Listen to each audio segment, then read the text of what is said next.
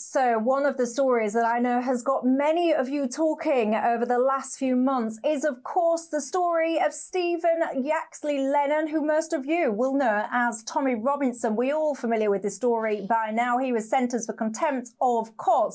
He got a significant sentence, 18 months. Well, today, the High Court has essentially reduced that by 4 months. Joining me now to discuss this is journalist, founder of Rebel News in Canada, Ezra Levant. Welcome to you. Also, I have to say, you are a personal friend of Tommy Robinson. Bring us up to speed with what happened in the court today.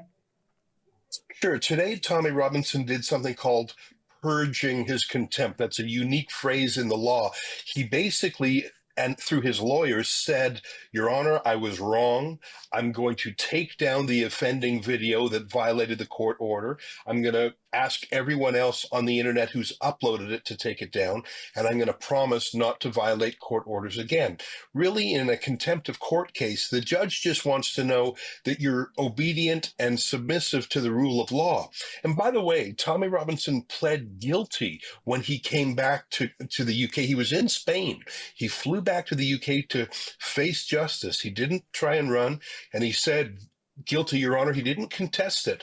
What I think surprised Tommy Robinson, and I would say surprised a lot of other observers, was the harshness of the sentence. It wasn't just the 7 months he's already served. It's that he served that in a form of solitary confinement. And that's just an astonishing punishment for basically a speech crime.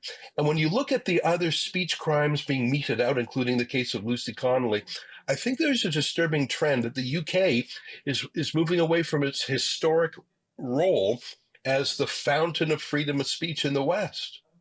Let me ask you this, because this is a point that's been discussed often. So you just said he's in solitary confinement. The prison, they would say it's more like segregation. The prison would also say that that was something that his team requested in order to keep him safe. It's not technically solitary confinement because he was allowed occasional guests, but there were lots of things done to him that were so unusual, especially for a civil prisoner. You know, solitary confinement, or segregation, if you like, is typically done to punish a prisoner who's already in prison and then misbehaves in prison, gets into a fight, say.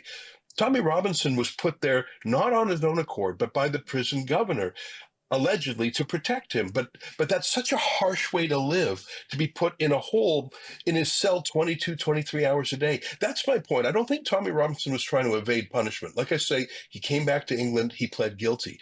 But to put a man in solitary for 7 months, it starts to take its toll on mental health. So let's look at that, because I mean, there's been an appeal against the sentence. That appeal essentially was rejected. There was an appeal against the conditions that we've been discussing, segregation, call it what you will. That was also rejected. So as far as the states essentially was concerned, the conditions and the duration, absolutely fair.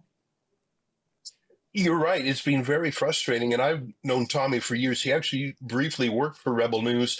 And I learned quickly that Tommy has a lot of interactions with the law. I want to give you my personal opinion, which is I think Tommy Robinson is becoming someone for whom it's difficult to get the same justice that someone who is less famous or infamous would get. And again, I don't want to judge the entire British judiciary because it is one of the finest judicial systems in the world. But there is a disparity between the way the law goes after certain people based on their politics. I'm not an expert in the Lucy Connolly case, but 31 months for a tweet that was rude, I grant you, but holy smokes, 31 months, that's more than some convicted members of grooming gangs get. And when Keir Starmer set up the 24-hour-a-day night court, the around-the-clock court, just to mass-produce justice to jail people who, I mean, you were probably following it along with me. I was on the other side of the Atlantic. I was astonished. People were getting jailed for gesticulating. One guy was jailed for shouting at a dog. I don't believe in shouting at dogs, a police dog, but you don't put someone in jail for 2 years for that.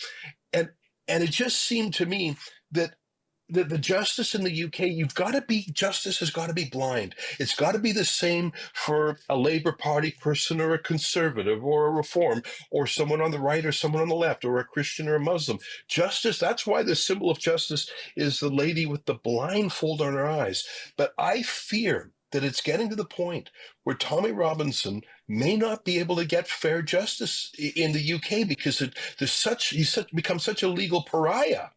And and all of what he's done, he would say, is journalism and activism, not moral turpitude, not crimes of violence or fraud or anything. He would say he's just a crusading journalist. You can disagree with that, but seriously, 7 months in solitary confinement, don't let it be normalized. Because first they come for Tommy Robinson, then they go for Nigel Farage, then they go for Lucy Connolly.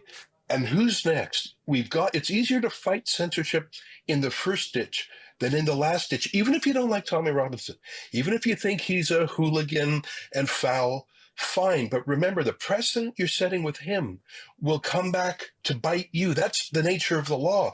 You've got to fight for free speech, even for people you don't like.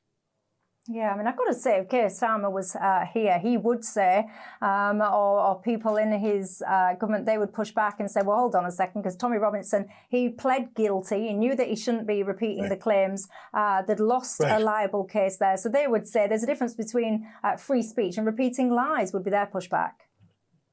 Well, and that's really the most aggressive fact check I've ever seen in my life. It's quite a fact check to be told, delete that or go to jail. I mean, it's one thing for someone to call you out and say that's misinformation or disinformation. I say again, Tommy Robinson did not try and evade justice. He came back to the UK to face his fate.